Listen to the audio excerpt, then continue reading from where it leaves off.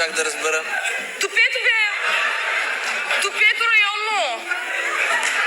Работих в един магазин. Тупето районно. Да, и? Нищо, вълниха ма. Защо те вълниха? Ами, защото... Де знам, аз не знам, бе, човек. Защото като бях на касата там и виках на клиенти, че минече при мене. И шефа ма чуе ма вълни. Много тъжна история. Ай, ще ме разплачеш.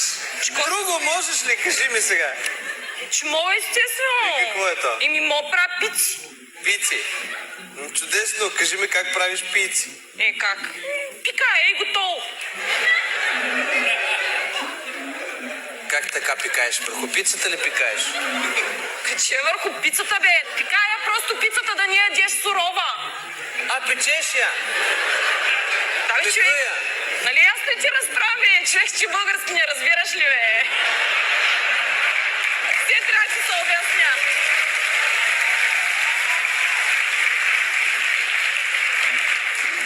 Да. Нищо по два пъти, че повтарям, няма да се притесняваш.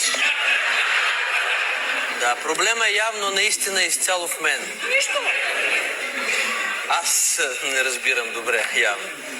Да продължим нататък. Да. А понеже трябва да знам повече за теб, кажи ми от какво се страхуваш? Честно ли?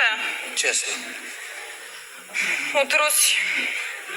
От руси хора? Не бе, човек. Страх ме да не се обърна у руси. А, значи ти си от Русе. Знам, че и ми личи, ама да. Да, наистина изобщо не ти личи. Ей! Виж, твоя български ми е малко труден. Ако искаш работата, ще трябва да се постараеш. Добре, човек, хаджи. Не може ли просто да ме вземеш за сервичорка? За какво те взема? Сервичорка! И как за чорка? Чорка, за кой чорка? Какво е това чорка? Оле, човек, нали аз ти го казвам? Сервичорка! За сервичорка! Сервитьорка! Чорка, да, нали аз ти го казвам? Не може за сервитьорка, тези позиции вече са заети отдавна. Екипа е набран. Има обаче опция, едно нещо, място свободно. Ако искаш... Искам, разбира се, кажи. За тьорка се разбрахме, няма място. Те разбрахме. Има място за зьорка. И че супер, за фризьорка ли? Не за фризьорка, за стриптизьорка.